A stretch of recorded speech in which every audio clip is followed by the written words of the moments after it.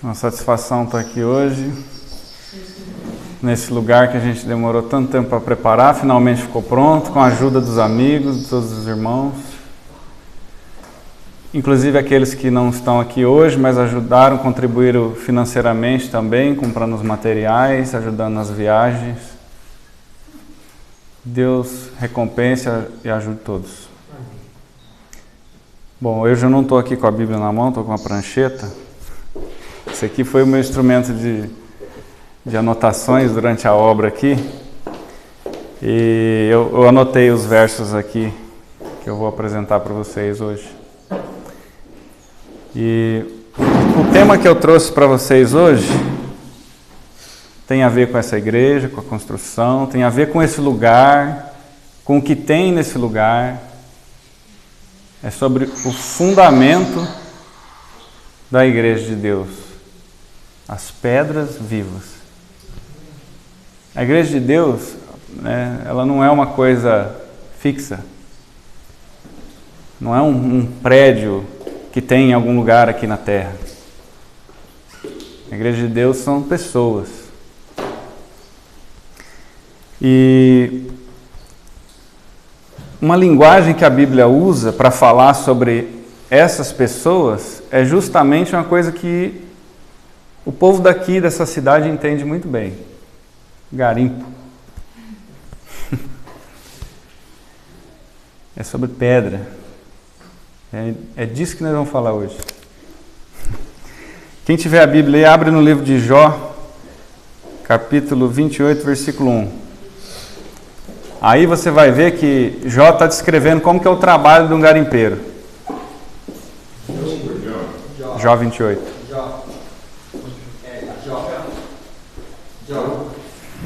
Job.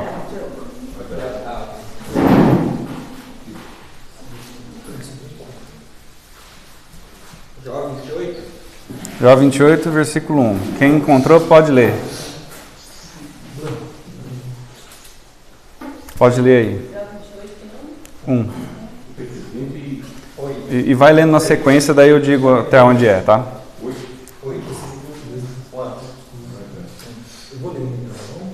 Certamente há um veio para a prata e um lugar para o ouro, onde para o refinam, o ferro é tirado da terra e o bronze é fundido da pedra. Ele põe fim às trevas. Não, vai continuando. Vou ler novamente.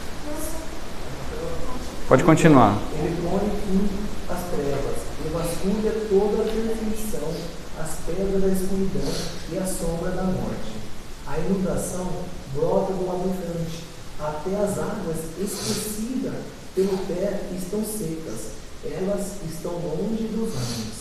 Quando a terra dela vem o pão, e por baixo ela está revolvida como se fosse fogo. Dá uma parada aí.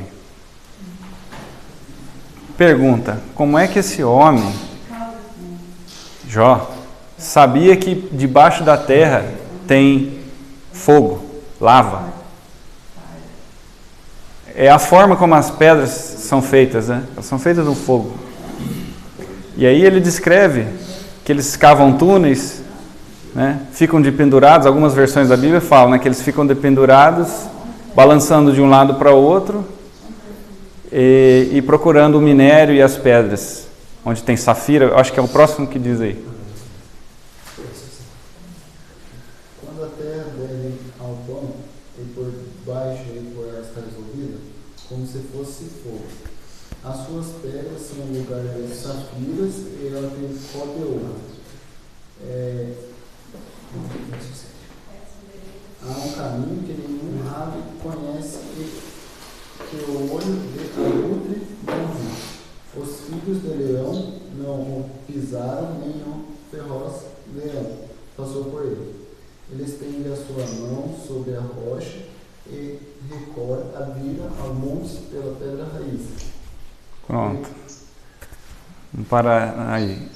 Vocês perceberam que é um lugar onde as aves, né, que têm o privilégio de voar, eles não veem esse lugar. É tudo escondido, tudo debaixo da terra. E da terra ele diz que sai o pão, né?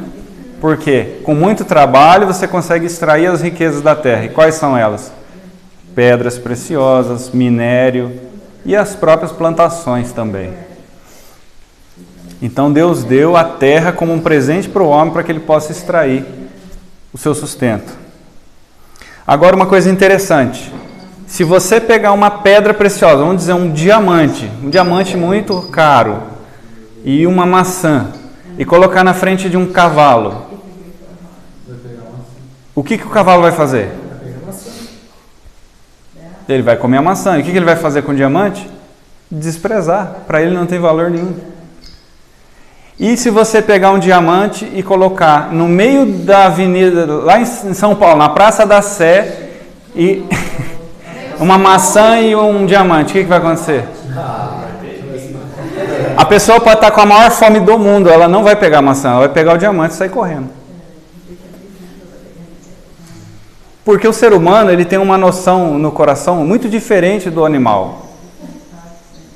O ser humano, ele dá valor que o animal não dá. Para o animal, vale o quê? O que sustenta a vida. O sustento da vida dele, né? O alimento. A pedra não tem utilidade para ele. Agora, para o homem, qual é a utilidade que ele dá para uma pedra preciosa? Valor estético. Ela não tem nenhuma serventia prática. A não ser alguns diamantes que usa para fazer disco de corte, mas isso não justifica. A maioria das pedras só tem valor estético. E Deus colocou no homem essa noção diferente, porque tem algo por detrás disso. Nós vamos aprofundar. Olha só, uma linguagem que Deus usou com os homens, que compreendem o valor estético das coisas, mas que muitos deixam passar batido. Olha só, o exemplo de Pedro. Livro de Marcos, capítulo 3, versículo 16.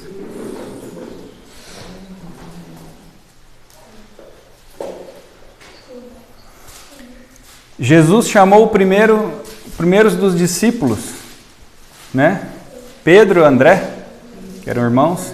Mas Pedro não chamava Pedro. Qual que era o nome de Pedro aí? Alguém pode ler para mim?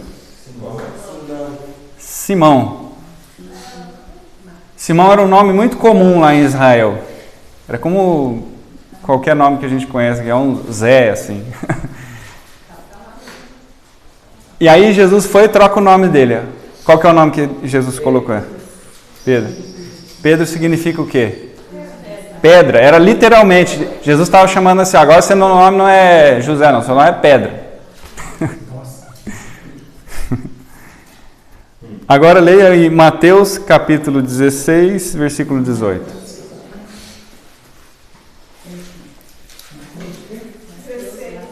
Versículo 18. Pode ler. Em verdade eu vos digo, alguns dos que estão não provarão a morte, até que venham. É Mateus 16, versículo 18. 16, 18. Também eu te digo, tu és Pedro. Também te digo que tu és Pedro. E sobre esta rocha edificarei minha igreja. Sobre essa rocha edificarei minha igreja. Que igreja que é essa? Igreja de pedra de verdade? Não. Olha só a linguagem que Cristo está usando.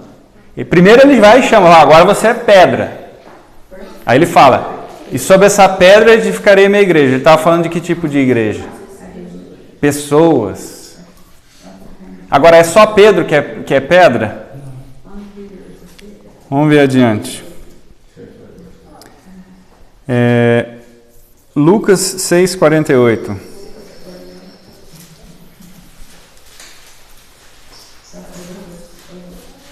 Que tipo de lição Jesus estava dando para Pedro e para todos os outros discípulos? Lucas 6,48.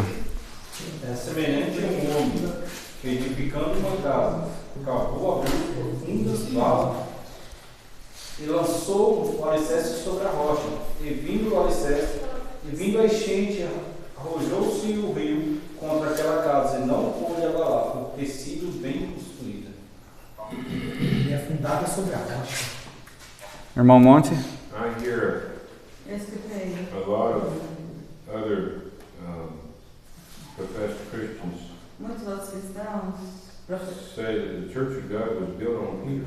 que a igreja de Deus foi construída em Pedro, But the rock that God built His church on mas a pedra que Deus construiu a igreja, was Jesus Christ, the Son of God. que é Jesus Cristo, que é o Filho de Deus.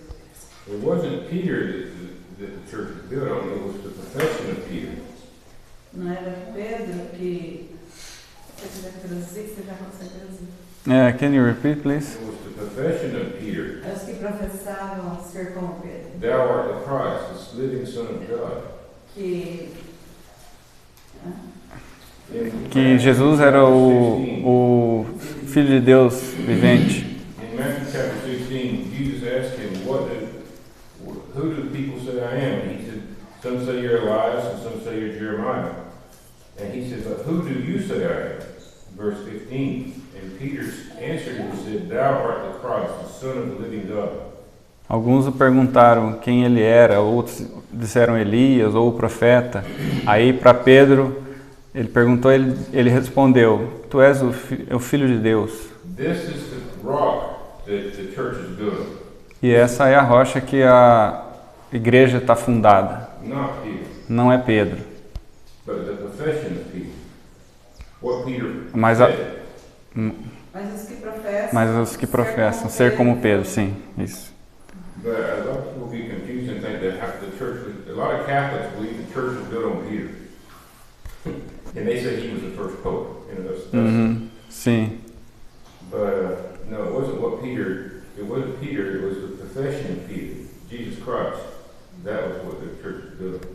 And I know that we all know that, but maybe someone watching doesn't, so I wanted to bring that out. Sim. Eu vou explicar isso aí, tá? Então, nós paramos em Lucas 6,48, que fala sobre Pedro, né? Que ele seria a rocha, agora esse é o nome dele, que ele faria parte dessa igreja. Agora, quem é a pedra? Aí vem a resposta para o que o Monti estava falando. Deuteronômio 32, 18. 32?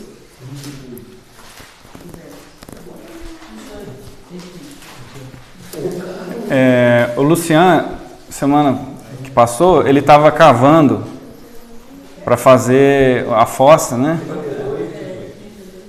E ele bateu com as ferramentas lá na pedra. Você conseguiria, com aquelas ferramentas, continuar cavando mais? Não, né? Porque é duro demais, né? Seria um trabalho muito árduo. Então, da mesma maneira que é um lugar muito duro, é o melhor lugar para você fazer uma casa, para você fundamentar qualquer coisa. E é esse tipo de linguagem que Jesus estava usando para os discípulos. Não fazer casa em areia, de qualquer jeito, um lugar mais fácil. Faz no mais difícil, mas que é o mais seguro. Ele teve que cavar para achar a pedra para fazer a fundação da casa, né? Não é assim? É desse jeito. Agora, alguém pode ler Deuteronômio 32, 18?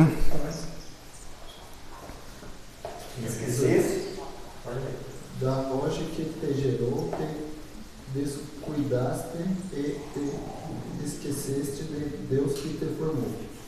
Enquanto o Senhor viu isso, abominou-se por causa das provocações de seus filhos e de seus filhos. Pronto, o que está dizendo aí? Quem que é a rocha? Seus filhos e filhas. Deus. Está dizendo aí, o Velho Testamento se referindo a Deus como sendo a rocha. E que as pessoas fizeram o quê? Se esqueceram. 1 Samuel 2, 2.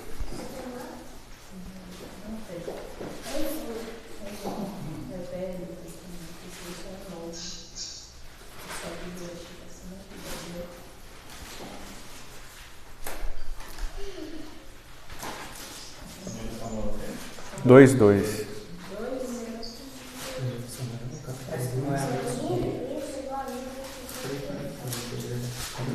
Pode ler, Wagner? 1 Samuel 2, verso 2. 2.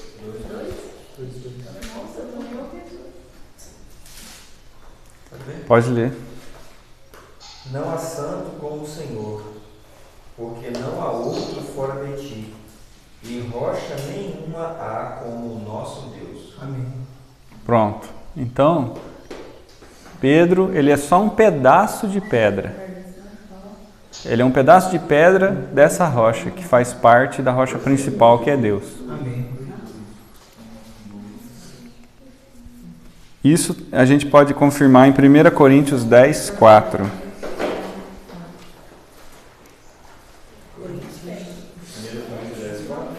1 Coríntios 10, 4. 10, 4. Beberam da mesma fonte espiritual. Porque bebiam de uma pedra espiritual que os seguia.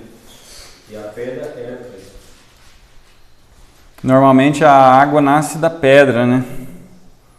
Porque ela vem descendo pela terra, encontra a rocha e escorre pela rocha até achar um afloramento, como acontece aqui em cima. Então eles bebiam dessa pedra espiritual que era Cristo, porque Cristo estava ensinando para eles lições, né, de como viver a vida. Agora, por que as pessoas não enxergavam Cristo como sendo a rocha, como está escrito lá em Deuteronômio? Que se esqueceram, não davam valor. Porque a rocha não tem beleza, não tem brilho. Ó, vamos supor que Jesus apareceu nessa aparência aqui. Vocês achariam que é algo valioso? Só de olhar, só olhando. Não, né? Por quê? Porque é comum. Isso aqui tem para todo lado. Você não dá valor para o que tem muito. Você dá valor para coisas raras que ninguém viu, né? É igual na época de Noé, para eles não tinha mais valor as É. pedras em cima dele. O que eles esperavam de Jesus? Que ele fosse muito rico, um rei poderoso, que manda e desmanda, que vem com exército, que vai, agora os maus vai morrer tudo, vai ficar só os bons aqui. Eles esperavam isso aí. Achavam que o Messias ia fazer esse tipo de trabalho. Só que eles não sabiam o que estava por dentro, porque quando você racha uma pedra dessa, aí você vai achando o brilho dela. E aí, lapidada, ela vai mostrar a beleza.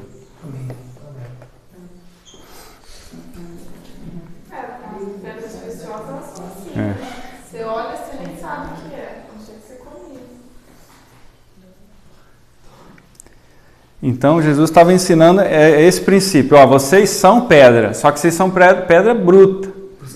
Precisa lapidar o caráter, que é o mais importante. Não é a aparência, né? Mas o caráter.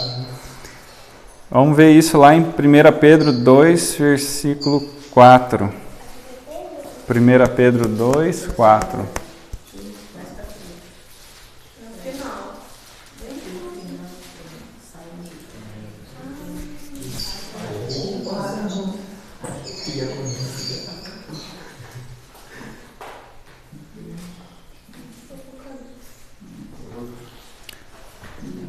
Ele é Pedro, 2,4. Isso, pode ler, Samuel. E chegando-vos para ele como para uma pedra viva, reprovada de fato pelos homens, mas eleita por Deus. Pedra viva, rejeitada pelos homens, porque os homens não viam beleza, aparência, né? Mas por Deus foi eleito preciosa. O verso 5, fala que nós somos pedras. O verso Lê aí, então, por favor.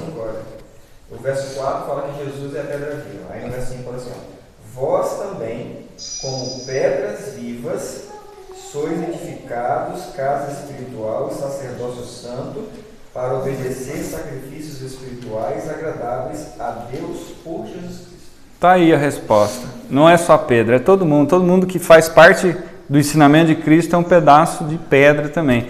Agora, você acha que Cristo vê a gente desse jeito aqui? Eu vou mostrar para vocês como que Cristo vê a gente. Não, eu estou com uma pedra preciosa aqui. É uma água marinha. É justamente a pedra daqui da região. É claro que não é uma água marinha que vale um preço de um carro, né? Essa aqui vale o preço de uma refeição. Mas ela é lapidada e dá para ver muita beleza nela, né? Vou mostrar aqui, ó. Aqui assim, né? No vídeo. Agora eu vou passar aqui e vocês passam para todo mundo ver. Ninguém encheu no bolso. Quando a Bíblia fala pedra, Jesus não está falando desse tipo de pedra aqui. Ele está falando daquela pedra ali, que a gente é daquele tipo de pedra. O mais precioso. Como que se diz? É a cereja do bolo. Nós com beleza, né? Nós com beleza. Uhum. Então Jesus ele faz o trabalho muito parecido com o do garimpeiro. Dá trabalho achar essas pedras? Derlei pode dizer aí pra gente. Muito trabalho. Então quando Jesus chega na terra para poder achar as pedras preciosas, o que ele tem que fazer? Ele teve muito trabalho, ele teve que virar muita lama, sofrer muito, né? Foi muito judiado para poder encontrar os filhos de Deus, encontrar os preciosos. E é com esse tipo de pedra que ele vai fazer o fundamento da igreja. Ele não vai colocar essas pedras que a gente coloca aqui na fundação, essas pedras brutas, feias. Vai colocar pedras preciosas no edifício literal dele lá no céu. Amém.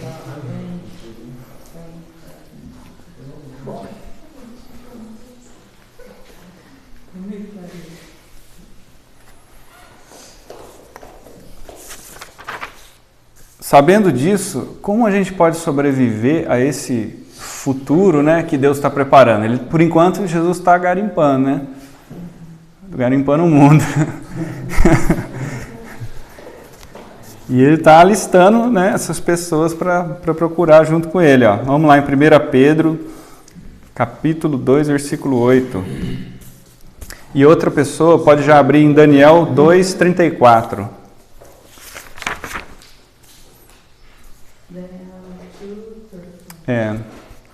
Luciano, você abre para mim aí Mateus 24, 2. 24, 2? Samuel, abre para mim aí em Mateus 24, 30. E Wagner, abre para mim Mateus 24, 44.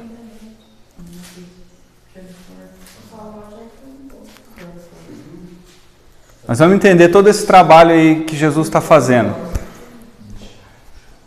Jesus ressuscitou, lembre-se que ele não está morto, ele não ficou lá na história, no passado, ele está vivo. Ele está fazendo um trabalho muito importante no santuário celestial.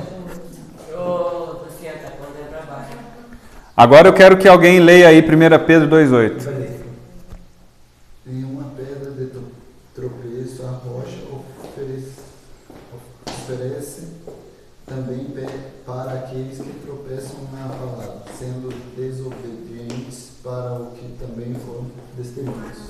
Sim, está dizendo aí que aqueles que rejeitam, né, as coisas que Deus dá como presente, a palavra de Deus, o que acontece? Eles tropeçam nessa pedra que é Cristo. Agora, Daniel 2,34.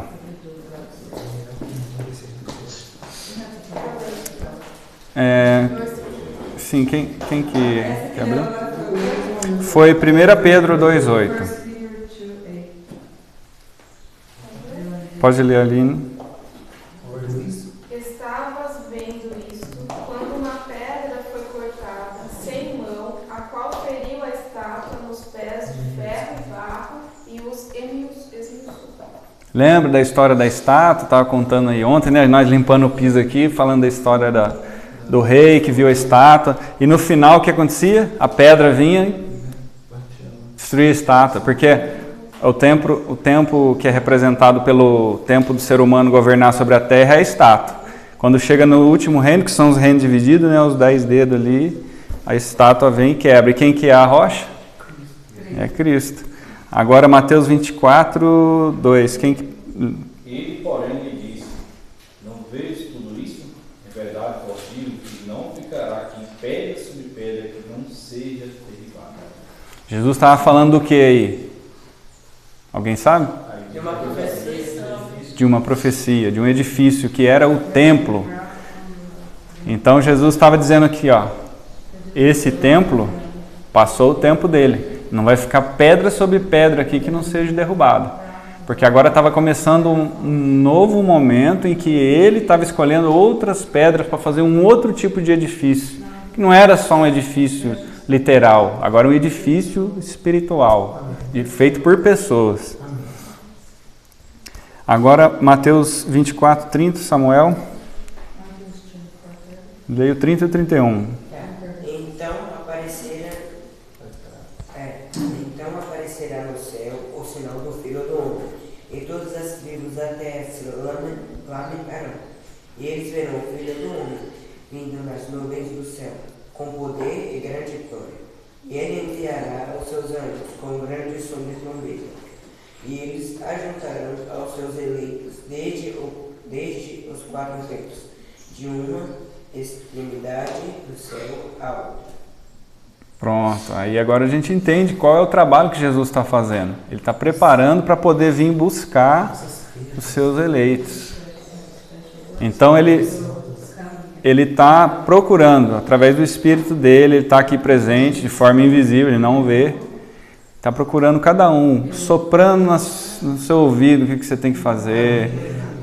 Entende? E aí quando chegar o momento a gente vai fazer parte do reino dele. Agora, Mateus 24, 44. Por isso, estáis vós apercebidos também, porque o Filho do Homem há de vir a hora em que não penseis. Exatamente como a Bina estava contando a historinha de Noé ali para o Gui, uma hora que as pessoas não estão esperando, do nada, vai pegá-las de surpresa, igual no dilúvio. Só que foi avisado, mas elas não achavam que aquilo era real. Então, quando a gente ouve palavras como essa, é exatamente a martelada de Noé lá na arca. Está avisando, cada martelada é um aviso, que o tempo está chegando. Isso é louco. E o que para fazer para a gente sobreviver a essa vinda de Jesus? Porque diz que ele vem na nuvem dos céus, como ele leu ali. Como fazer parte desse novo reino que é firmado na rocha? Apocalipse 3:12.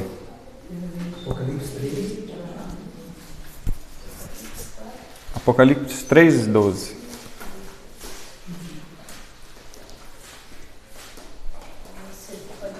Pode ler. Ao vencedor, falo-ei coluna do santuário de meu Deus, e daí jamais sairá. Gravarei também sobre ele o nome do meu Deus, o nome da cidade do meu Deus, a nova Jerusalém que desce do céu, vinda da parte do meu Deus, e o meu novo nome. Amém. Então Jesus, o que ele fala? Que a gente vai fazer parte do templo de Deus. A gente vai ser uma coluna literal, é isso que ele está dizendo? Não, está dizendo que nós vamos ter uma representação nossa ali. E que essa cidade é muito diferente de todas as cidades que a gente conhece aqui. Aqui a gente faz um edifício para quê? Para se abrigar da chuva, se abrigar do sol, né? Para poder se abrigar do frio.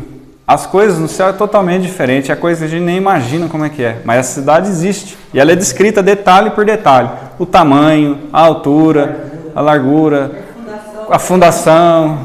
Nós vamos ler aqui, já já. E quais são os passos agora então para a gente poder adentrar nesse momento da história em que Deus vai reformar esse planeta? Êxodo 31, 18. 18.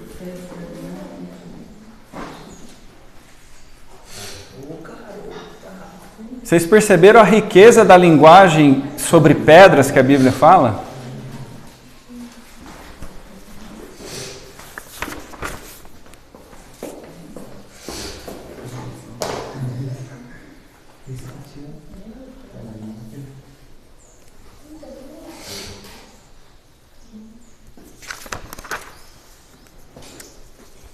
Pode ler aí, alguém que encontrou?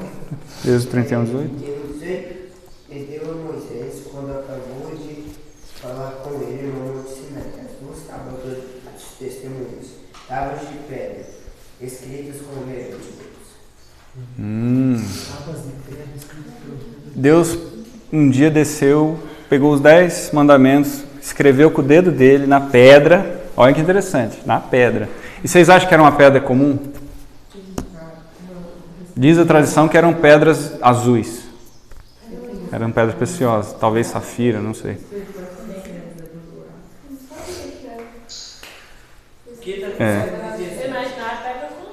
Sim, eram pedras, eram 2 placas de pedra grandes, e escritas na frente e atrás, as duas. Elas ficavam juntas e elas colocavam dentro da arca. Agora, por que Deus escreveu na pedra? Alguém sabe dizer? O quê? Onde fala que as pedras eram azuis? Tradição dos judeus, né? Agora, essas pedras ficavam ali, dentro da Arca da Aliança. E alguém sabe dizer por que elas tinham que ser de pedra? Não podia ser de madeira? Porque a pedra permanece para sempre. A pedra é eterna. E uma outra coisa também. Foi escrito pelo dedo de Deus. Se fosse madeira, o que acontecia? Foi escrito com fogo. Qual que é a única coisa que sobrevive ao fogo de Deus? Pedra. Qual que você acha que é a aparência de Deus? As pessoas que viram Deus. Vamos ver? Vamos ver lá, Daniel. Daniel viu a aparência dele, ó. Daniel 10, versos 5 e 6. Daniel 10, versos 5 e 6.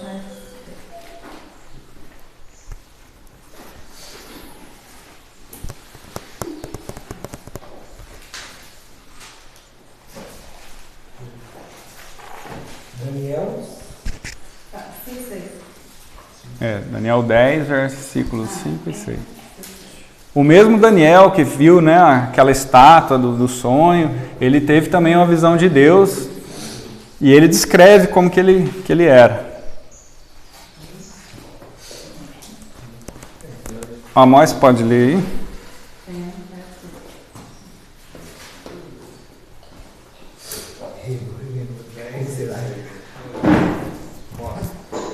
Você pode ler, Amós?